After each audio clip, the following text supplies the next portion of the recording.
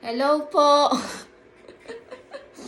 Ay nako, parang bait ko na talaga, promise. So, ayun na nga, may papakita lang ulit ako.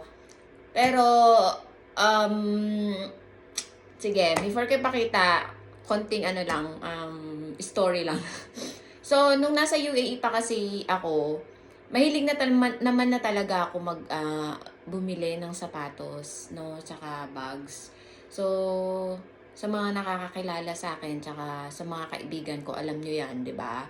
So, para naman hindi tayo ma-judge, no? Pero alam niyo yan na mahilig naman talaga kami bumili ng mga sapatos and bags. Parang yun na lang yung nagiging, alam mo yun, reward sa sarili. Kuno, kano. Or, basta yun nga. So, pero, sa UAE kasi, talagang ma-Adidas na ako that time na parang mas lagi kami bumibili na Adidas na brand kesa sa Nike, 'di ba? So, pero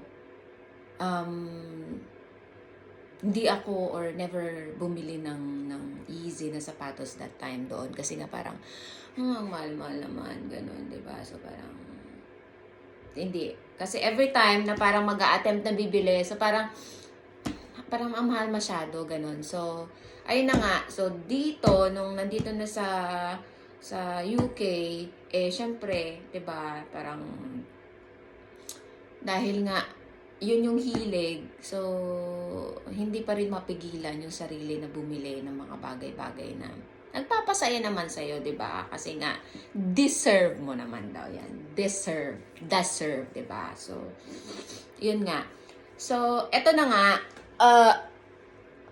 so, ito yung unang purchase or unang bili ko na Yeezy dito at yeah. So, ito siya. And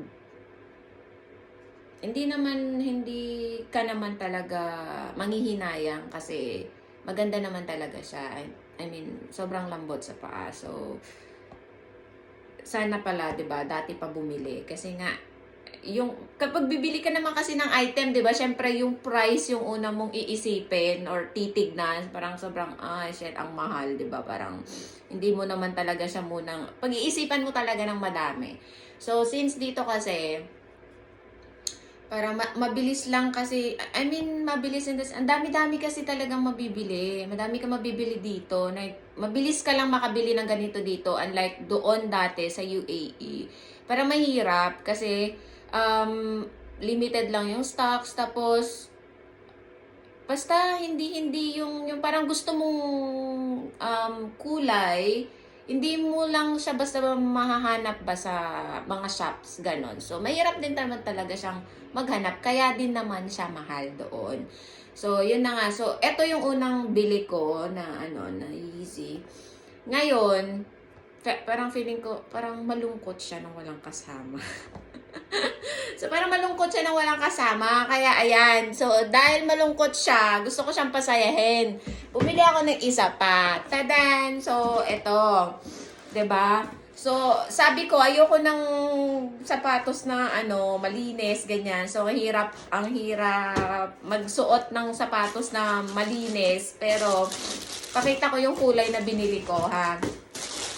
Wala lang. Kasi yung gusto kong, ayan ba siya? Tadin! 'Di ba? So, yung gusto ko talaga kasi, wala akong size. So, sige, ito na lang. Bumili ako nito. Kung kulay na to, 'di ba? So, hindi ko alam kung paano ko siya gagamitin.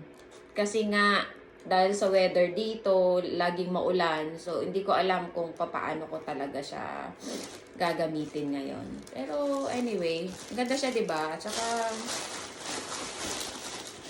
Tsaka, hindi ko na alam.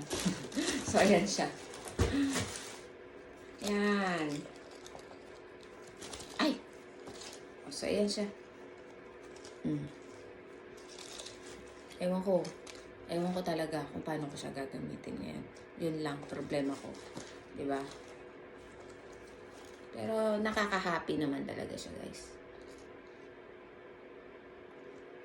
Diba? So, yan lang.